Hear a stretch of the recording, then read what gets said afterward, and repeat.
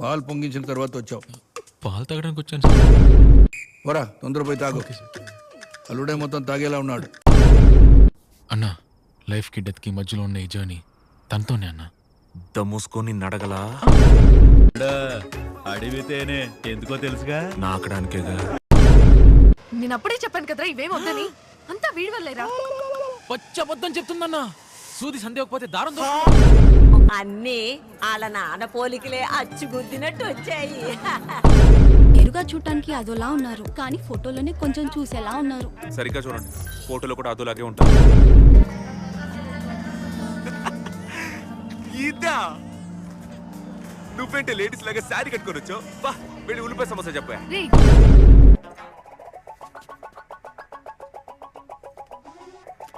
వెపన్ని వాడేసావు కదా.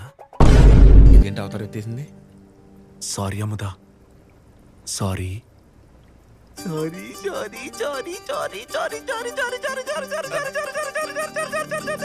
సారీ.